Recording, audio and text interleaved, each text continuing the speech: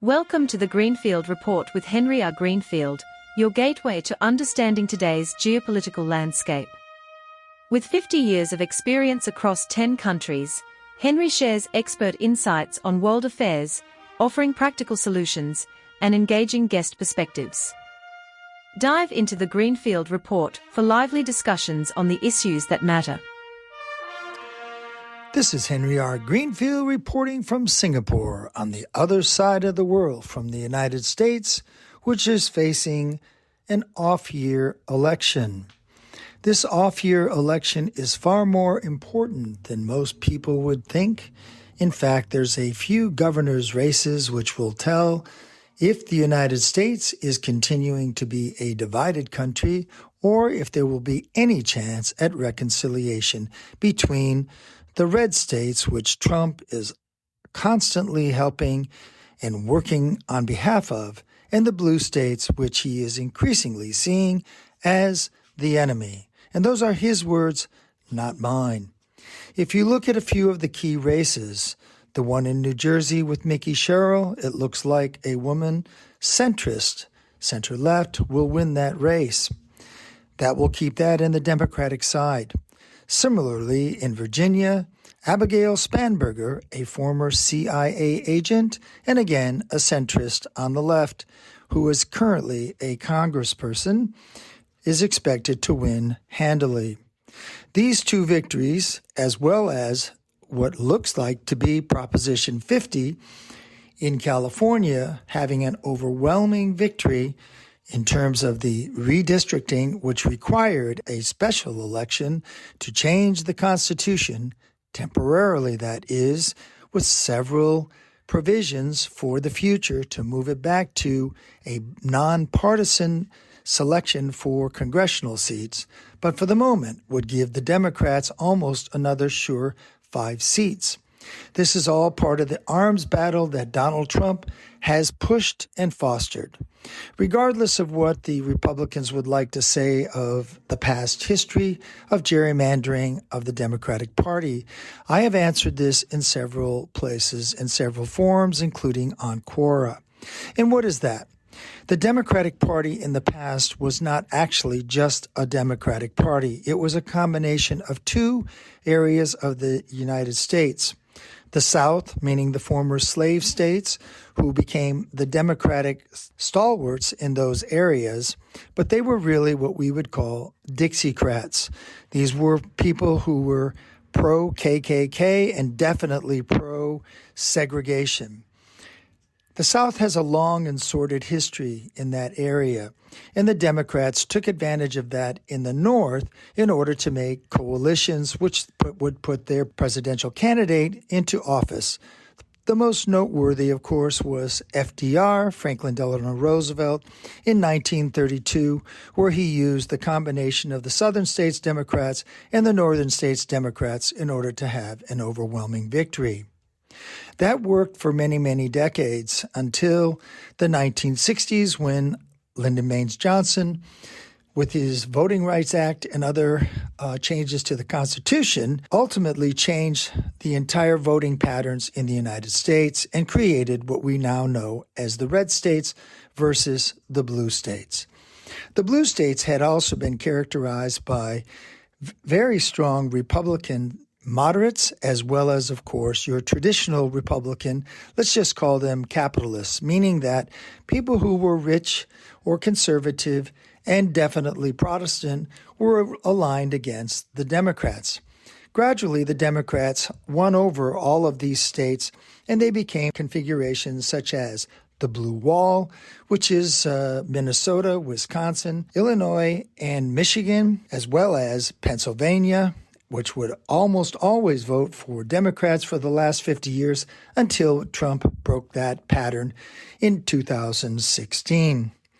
Once Trump came in, it was not just that pattern that he broke everything. And that is why we're doing this Greenfield Report today, which everyone is remarking what is going to happen in the future if the red states are aligned against the blue states.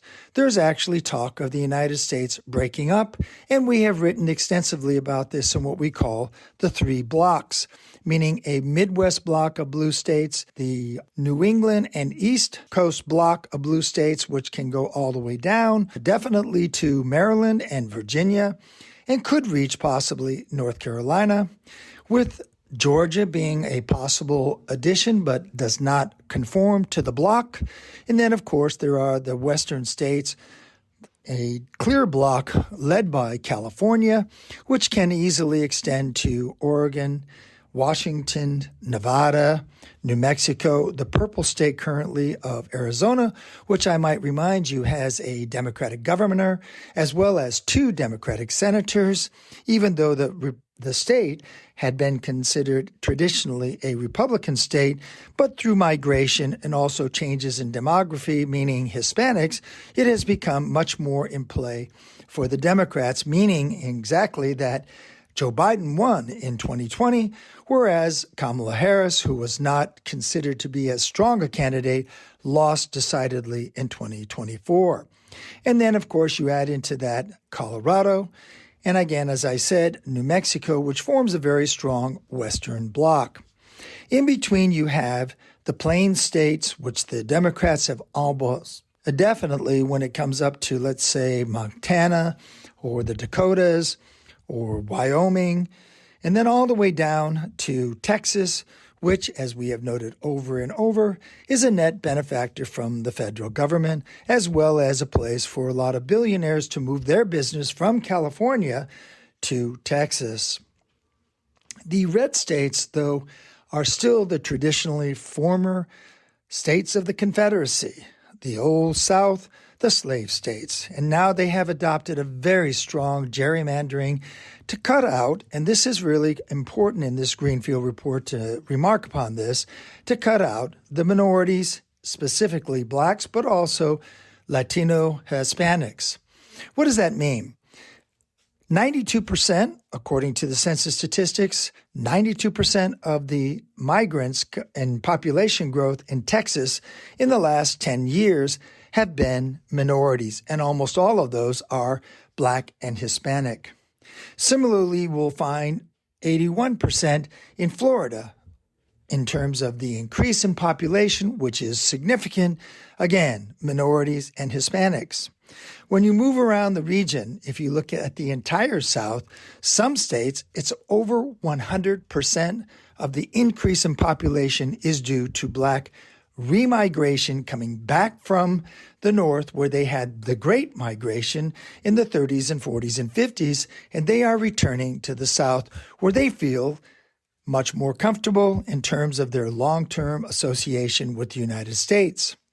You would not think that this would be a natural situation, but however you want to view it, as they say in Atlanta, it's now the Black Hollywood, meaning that there is comfort and strength in numbers and also in terms of culture and past history, which, while you may think it's not all positive from the Black and African American point of view, seems to be decidedly the opposite. They like coming back home and they like being there. However, they are not getting representation. If you look at the numbers, several have pointed out that 12 of the 20 seats that are currently held by blacks, African Americans in the South or those red states are at risk under the new gerrymandering ordered by Trump. So what are we going to have here at the end of this election?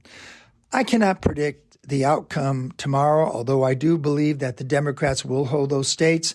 The Democrats will win under Gavin Newsom on Proposition 50, which will mean those 5 additional seats, which will also mean there will be more of an arms race as the blue states move towards more gerrymandering to counter the red states' gerrymandering. My view, and this is why I'm trying to speak to you today, is to get out this word to as many people as possible, which is the only way to break this, the only way to dissipate or blunt Trump or even the Democrats' move to gerrymander more and more and to polarize the country is, yes, you could say they could go into blocks, but what are those blocks? What we need is more localization, more local control, and I have talked about this in several times on the Greenfield Report. I am very concerned about the entire Western world, which has a top-down approach. Right now, the top-down in the United States is Donald Trump, and his top-down means red states win, blue states are enemies. Is this a way to run a country? In the past, of course, people would have completely rejected this. But now, in a partisan situation in the United States, which is growing and growing, don't forget there's 25 states that voted for Donald Trump, and Donald Trump has all 50 senators from those states, with only a small chance in a couple of states such as North Carolina, where the Democrats are given a chance to actually take any of those states away from him. Otherwise, what it's looking at is a breakdown between red states and blue states in the long run, with a hardening and hardening of those arteries, frankly speaking. So the only way around that is, in my view, local politics, which will then start showing more commonality between the basic interests and needs of the people. Right now, the United States is arguing about SNAP benefits. Donald Trump says it's mostly Democrats, which is not true. The 42 million people, or 1 in every 8 Americans, are actually more in the red states that are taking SNAP benefits than in the blue states. What it really means is Donald Trump is penalizing the American people and then trying to pawn it off as being a Democrat issue. Food and health insecurity is not a Democrat issue. As we have pointed out again and again, that the fact that the federal minimum wage has been blocked for a long time at $7.25 an hour by the Republicans, you can add in, let's ratchet this up. A livable wage needs to be paid in order to avoid having to use SNAP benefits. In no other country in the Western world do you find people lining up in nice cars, but to pick up food stamps because they are not paid enough.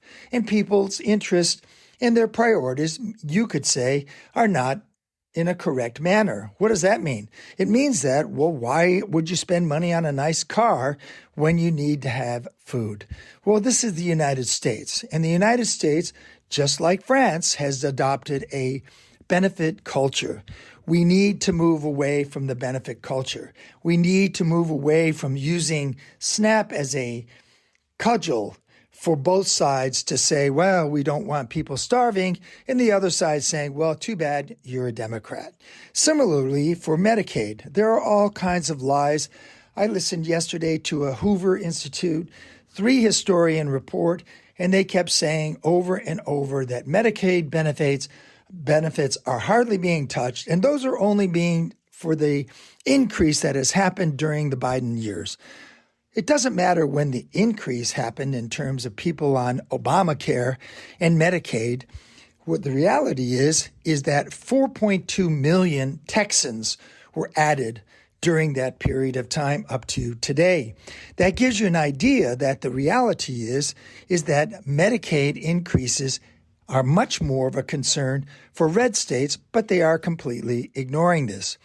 We have actually said, again, that if the blue states just let that go, the red states would come to their senses and say, well, gee whiz, we need to have health care benefits here, Medicaid, and why should the blue states and the blue Democrats bail them out on every single occasion? Again, my point here is state control is a good thing, because when the federal government comes under the control of either party, what you end up having is using that federal control as a weapon. Whether you run up more deficits, both sides run up the deficits.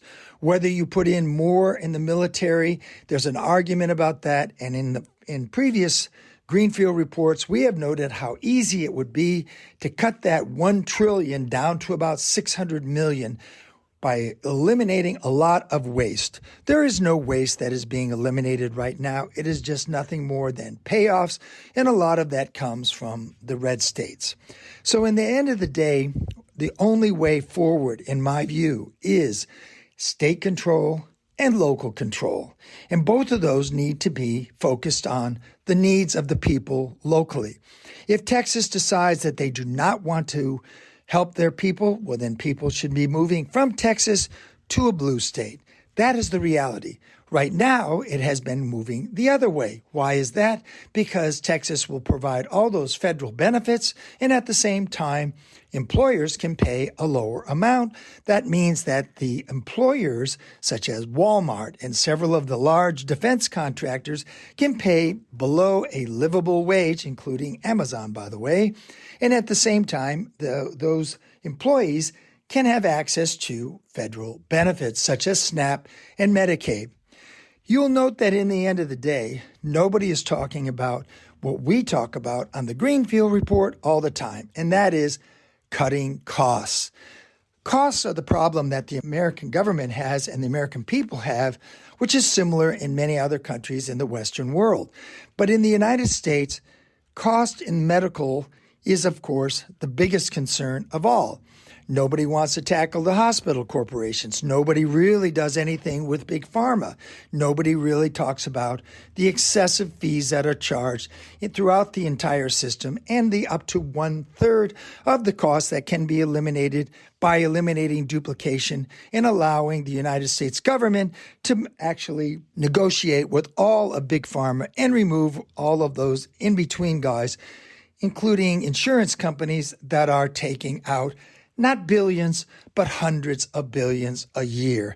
Up to, again, 1/3 of the healthcare system costs in the United States can easily be taken care of and eliminated by eliminating that duplication, which, of course, a lot of people will say, gee, that would really hurt the economy. Doesn't it hurt the economy more to run up either trillions of extra debt that we are paying for medical systems that are inefficient? Or should we just continue to do what the Trumpians want, which is to eliminate health care for the working class, the poor, single moms, and the needy? This is Henry R. Greenfield with some solutions for a change for America, and not to have the global divide that we are having between red states and blue states, but instead allowing the local people to pay for what they feel is necessary and not rely upon the federal government.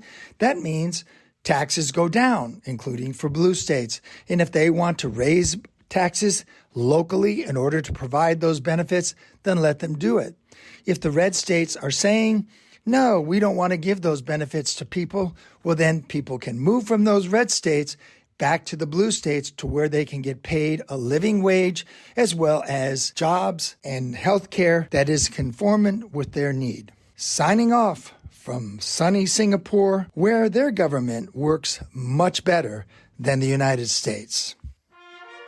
Thank you for joining us on the Greenfield Report with Henry R. Greenfield. We hope today's insights into the ever-shifting geopolitical landscape have sparked your curiosity and broadened your perspective. Stay connected with us for more in-depth discussions and expert solutions. Until next time, keep exploring the world beyond the headlines.